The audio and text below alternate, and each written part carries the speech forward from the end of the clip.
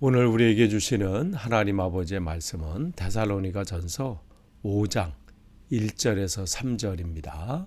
제가 봉독해 드리겠습니다. 형제들아, 때와 시기에 관하여는 너희에게 쓸 것이 없음은 주의 날이 밤에 도둑같이 이를 줄을 너희 자신이 자세히 알기 때문이라. 그들이 평안하다 안전하다 할 그때에 임신한 여자에게 해산의 고통이 이름과 같이 멸망이 갑자기 그들에게 이르니니 결코 피하지 못하리라. 아멘. 네, 오늘 이렇게 새벽 기도에 참석하신 여러분들을 주님의 이름으로 환영하고 축복합니다. 우리가 계속해서 데살로니가 전서 말씀 나눕니다. 오늘은 이제 5장 1절에서 3절인데요. 데살로니가 교회 성도들이 주님 바울에게 질문한 내용들이 이제 세 가지가 있었는데 그 중에 이제 세 번째 내용입니다. 지도를 보시면 바울이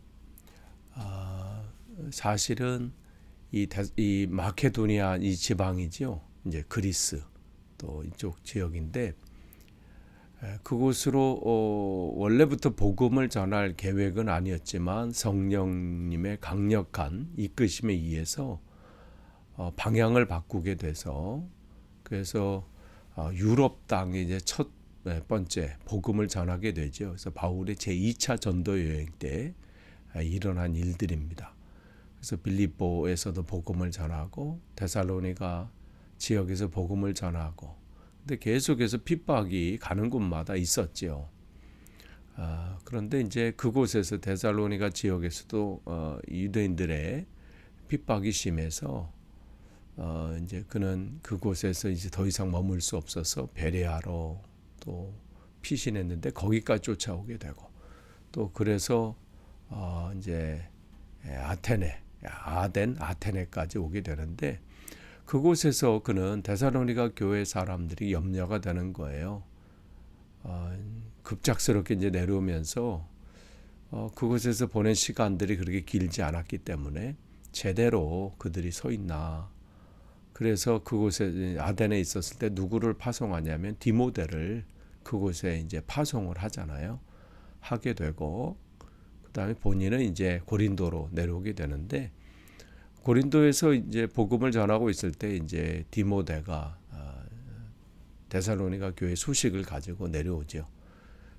그 소식을 듣고 바울은 그들이 이제 질문한 사항들 또 그들을 권면해야 될 내용들 또 그들이 잘하고 있는 것에 대해서 또 칭찬해주는 내용들을 이제 보낸 것이 데살로니가 전서입니다.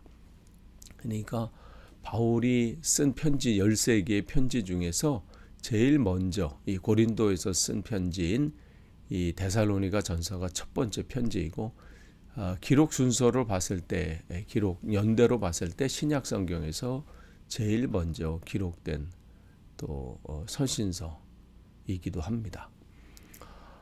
그런 중에 이제 오늘 1절을 보시면 형제들아 이제 형제 때와 시기에 관하여는 너에게 쓸 것이 없음은 이렇게 기록을 하고 있지요. 바울이 데살로니가 사람들이 이제 디모데를 통해서 궁금해한 것 중에 이제 첫 번째는 형제 사랑에 관한 거였어요. 우리가 그 사랑을 지금 잘 하고 있는지 어떤지 점검받기를 원했고 바울은 거기에 대해서 내가 쓸 것이 없다. 거기서도 그런 말을 해요. 잘하고 있다는 것이죠.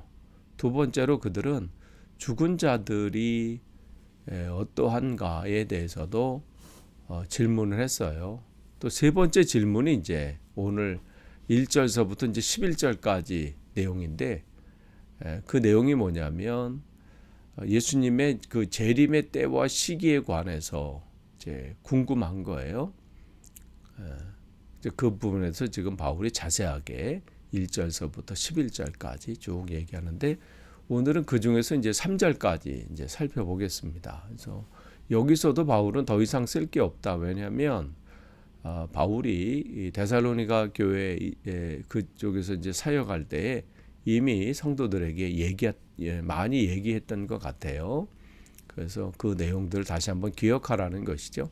그러면서 이제 차근차근 또 이제 얘기를 나누고 있습니다. 그러면서 이제 그때 주님의 재림하게 되면 그냥 갑자기 뭐 아무가 없이 오는 것은 아니라 그때 분명히 징조가 있을 것이다. 그 얘기를 하죠. 근데 그것은 이미 예수님께서도 그때가 되면 어떠한 일들이 일어날 것인지를 그 징조에 대해서 일어나기 이전에 어떠한 사인들, 징조들이 일어날 것을 이미 말씀하신 바가 있습니다. 그렇기 때문에 빛의 자녀들은 하나님께 속한 사람들은 그 징조를 잘 분별해서 세월을 아끼고 또 그 시대에 하나님의 뜻이 무엇인지 분별하고 더 맡은 바 사명에 매진하게 될 것인데 그렇지 못한 하나님 주님을 믿지 않는 사람들은 여전히 징조와 상관없이 자기 소견에 오른 대로 그렇게 살아가게 될 것이지요. 여기 보면 2절에 주의 날이라 이렇게 되어 있어요. 구약 성경에서는 여호와의 날이라 이렇게 표현되고 있는데 그 주님의 날이 이 주님을 알지 못하고 주님을 거부하는 그 악인들에게는 그 날은 심판의 날이 될 것이고, 그러나 주님을 사랑하고 주님을 예수를 그리스도로 고백하며 영접한 사람들에게는 그 날은 구원의 날이 되겠지요. 분명히 그 시기와 때는 우리가 알지 못한다고 얘기를 했습니다.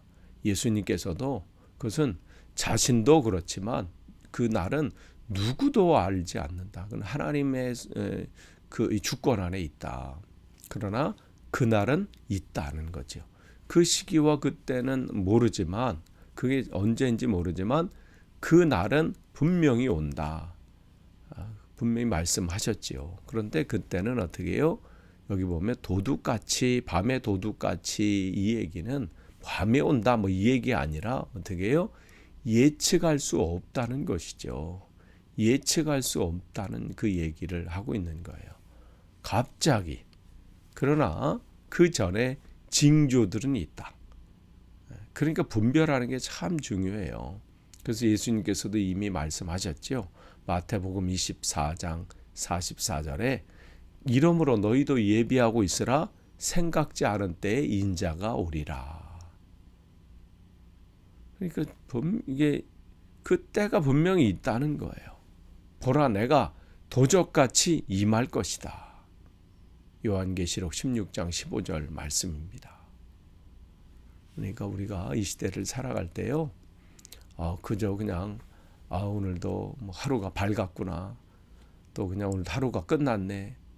그렇게 살 것이 아니라 다시 오실 주님을 오늘도 늘 고대하면서 그렇게 되면 우리의 말이나 우리의 행동이나 이런 것들이 어떻게 점검되어지죠. 오늘 오실 것을 기대한다면 지금 오신다고 생각한다면 우리의 삶이 달라지겠죠. 그러니까 예측할 수 없는 그 순간에 온다는 거예요. 그래서 3절 보시면 그런데 그날은 있어요. 그날에 주님께서 오신다 분명히 선포하셨는데 그런데 3절 보면 그들이 그렇게 있어요. 그들이라는 것은 누구예요? 다시 오실 주님에 대해서 전혀 무관심하고 그것은 신경 쓰지 않고 아예 그런 날이 있기는 뭐가 있냐 하면서 배쳐가는 그 사람들이죠. 그들은 이 예수님께서 이미 말씀하셨고 선지자들 통해서 말씀하셨고 이미 하나님의 사람들 통해서 계속해서 오늘도 선포되어지고 있는 다시 오실 그 주님에 대해서 그 날을 관심하지 않고 또 귀담아 듣지 않고 무시하면서 사는 사람들의 행동은 어떻게 해요? 그냥 평안하다, 안전하다 이 얘기를 하는 거예요. 무슨 뭐 다시 무슨 세상에 종말이 있고 다시 뭐 누가 또 오고 그런 게 어디 있느냐 하면서 얘기하는데, 여기서 평안하다고 하는 것은 인간의 내적인 안전함을 얘기하는 거죠. 평안함을 얘기하는 거예요. 그 다음에 여기 안전하다라는 것은 외적인 모든 어떠한 환경들이 허락된 것 안에서 얻게 되는 안정감을 얘기하게 되는 거죠. 그러니까 그들의 삶은 하나님과 상관없이 나는 이런 것이 갖춰져 있고 또 나는 이러한 것이 이루어져 있기 때문에 평안하다, 안전하다 이 얘기하는 거죠. 마치 어리석은 성경에 예수님께서 말씀하신 것처럼 그 어리석은 부자가 정말 자기가 기대한 이상의 추수함으로 인해서 그의 계획은 창고가 부족하구나. 이 곡식을 넣을 그 곡식 창고를 넓혀자. 야, 그러면서 얼마나 자기에 대해서 만족해하면서 너 참 수고했다. 이제 나는 평안하고 누릴 것만 있다. 이렇게 자기 자신에 대해서 안심하고 또 그 안정감을 가지고 얘기할 때 주님께서 뭐라고 말씀하십니까? 어리석은 자여, 오늘 밤 내 생명을 내가 찾는다면 그것이 네가 지금 가지고 있는 모든 것이 누구의 것이 되겠는가? 그러니까 어리석은 자는 시대를 분별하지 못하고 그저 그냥 오늘 등 따시고 배부르면 그것으로 만족하고 살아가는 것이고, 또 그것을 목적으로 향해서 오늘도 살아가잖아요. 돈만 있으면, 뭔가 내가 목적하는 바만 이루면 평안하다고 생각해요. 그게 행복한 삶이라고 생각을 하지요. 그러니까 이들도 동일한 거예요. 평안하다, 안전하다 할 그때에 그런 거예요. 때가 있다는 거예요. 모든 것은 시작이 있으면 끝이 있지요. 그러니까 그것을 모르고 그냥 끝이 없는 것처럼 살아간다면 그때가 오는데, 그때는 어떠냐면 임신한 여자에게 해산의 고통의 이름과 같이 모든 것이, 내가 지금 누리고 있는 이 모든 것, 내가 지금 가지고 있는 모든 것이 영원히 될 것처럼 생각하고 살아가는 그때에, 그때 어떻게 해요? 주님께서 오신다는 거예요. 그러니까 지금 내가 인간들이 가지고 있는 그 평안, 그 안전함, 그것은 뭐예요? 거짓이라는 거예요. 그때가 되면 그들은 심판주를 만나게 될 것이고, 결국 어떻게 해요? 여기 보면 갑자기 그랬어요. 갑자기. 어떤 내가 무슨 정해진 때, 요때는 뭐 준비라도 할 거 아니에요. 그런데 갑자기라는 거예요. 조금 전까지는 괜찮았었는데 갑자기 해산의 고통이 오는 것처럼, 자기가 무슨 날짜를 정해서 요때부터 막 해산의 고통이 오면 그 전까지 이런 게 없잖아요. 갑자기잖아요. 그런 것처럼 그날이 오게 된다는 거죠. 그날을 맞이하게 되는데 그때는 어떻게 해요? 결코 피하지 못하리라. 해산의 고통, 참을 수 없는 고통이잖아요. 임신한 여자들이, 여인들이, 그 부인들이 그 고통을 자기가 무슨 마인드 컨트롤해서 줄일 수 있는 부분인가요? 아니면 사라지게 할 수 있나요? 자기가 그걸 조절해 가지고 몇 %만 할 수 있는 부분은 아니잖아요. 이러한 표현을 여기서 쓴 것은 뭘 얘기해요?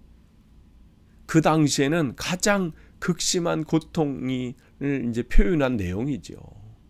보통 사람들이 겪을 수 있는 일반적인 삶 속에서 이 여인들이 겪을 수 있는 가장 그 고통, 그것을 표현함으로써 그날에는 주님을 알지 못하는 이들, 주님의 말씀을 무시하고 또 무관심했던 그 사람들이 겪게 될 그 고통이 어떠한가를 표현해주고 있습니다.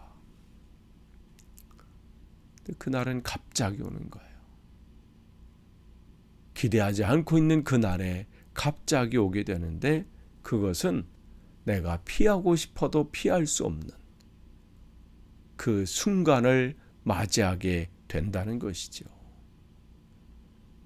그 임신한 여인이 태 속의 아이가 유산되지 않는 한 그 고통의 시간은 또 그 날은 피할 수 없는 것처럼 주님의 때는 어느 누구도 그 때를 멈추게 한다거나 미루게 한다거나 그것을 사라지게 할 수 없다는 것이죠. 여러분 기억하십시오. 주님이 정하신 때는 분명히 있습니다. 근데 그때는 내가 생각하고 있는 그때가 아니라 주님이 정하신 때 하나님의 계획대로 그 일들을 이루십니다. 그 날을 우리가 어떻게 맞이할 것인가? 갑작스럽게 해산의 고통을 맞이해서 그 고통의 순간을 맞이하게 될 것인가? 아니면 우리가 깨어 있어서 그때 영광스러운 주님을 우리가 기쁨으로 맞이할 것인가는 오늘 우리의 삶 속에 결정됩니다. 오늘 하루도 여러분 정말 우리의 삶을 되돌아보면서 다시 오실 그 주님을 오늘도 우리가 맞이하는 그렇게 복된 하루, 그렇게 세월을 아끼면서 오늘도 그렇게 살아가시는 복된 하루 되시기를 간절히 축원합니다. 기도하겠습니다. 하나님 감사합니다. 오늘 또 주님의 말씀을 주셨습니다. 이 말씀 가운데 오늘도 온전히 서기를 원합니다. 헛된 것에 마음을 빼앗기지 않고 이 시대를 분별해서 다시 오실 그 주님을 온전히 맞이할 수 있는 오늘 하루의 삶이 되도록 인도해 주옵소서. 예수님의 이름으로 기도하옵나이다. 아멘.